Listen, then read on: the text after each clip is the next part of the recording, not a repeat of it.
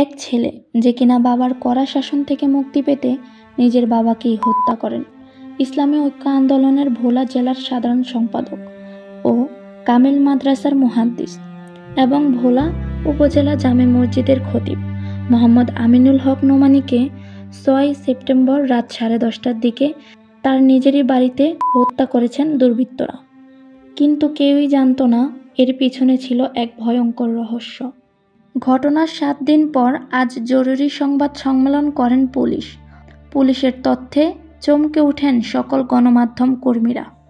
Police জানায় কোনো দুর্বৃত্ত নয়, বরং আমিনুল হক নোমানীর ছেলে রেদওয়ানই তার বাবাকে হত্যা করেছে। পুলিশ আরও জানায় ঘটনার পর রেদওয়ানের হাতে কাটা দাগ দেখতে পায়। এতে রেদওয়ানের উপর সন্দেহ করেন তারা। এরপর ঘটনার সাথে রেদওয়ানের কিছু সম্পৃক্ততা পাওয়ায় বিশেষ অভিযান চালিয়ে গ্রেপ্তার করা হয় রেদওয়ানকে। পুলিশ আরও জানায় রেদওয়ানকে তার বাবা ছোটবেলা থেকেই অনেক কড়া শাসনে রাখত, তাই ছোটবেলা থেকেই তার বাবার প্রতি ক্ষোভ রয়েছে।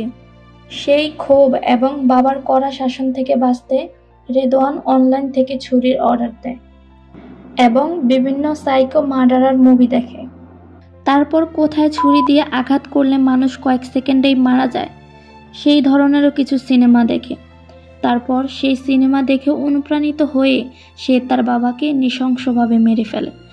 রেদওয়ান প্রথমেই তার বাবা যখন ঘুমিয়েছিল তখন দরজা খুলেই বাবার পেটে ছুরি দিয়ে আঘাত করে। তখন তার বাবা ছুরিটি ধরে ফেলেন এবং ছেলের কাছে প্রাণ ভিক্ষা চান। তিনি বলেন, বাবা আমাকে মারিস না, মাফ করে দে। তখন ছেলে বলে ঠিক আছে। এটা বলে সে বাবার হাত থেকে ছুরিটি ছাড়িয়ে নেয়। এতে রেদওয়ানের হাতেও কেটে যায়। তারপর রেদওয়ান তার বাবার বুকে, পেটে বিভিন্ন জায়গায় ছুরি দিয়ে আঘাত করে। এতে তার বাবা চিৎকার করে ওঠে। তখন সে তার বাবাকে ঘাড়ে ছুরি মারে, যেটা সে মুভিতে দেখেছিল কিভাবে মানুষ কয়েক সেকেন্ডেই মারা যায়। আর ঠিক সেটাই হয়। কয়েক সেকেন্ডের মধ্যেই মোহাম্মদ আমিনুল হক নোমানী মারা যান। রেদওয়ান প্রথমেই ঘটনাটিকে এমনভাবে সাজায় যার কারণে পুলিশ এবং স্থানীয়রা ভেবেছিল হয়তো যখন আমিনুল হক নোমানী এশার নামাজ পড়ে বাসায় আসেন তখন আগে থেকেই দুর্বৃত্তরা ওখানে ওট পেতে বসেছিল। যখন তিনি বাসায় প্রবেশ করেন তখন এলোপাতাড়ি তাকে কুপিয়ে হত্যা করে দুর্বৃত্তরা। কিন্তু পুলিশের তদন্তে বের হয়ে এলো আসল ঘটনা।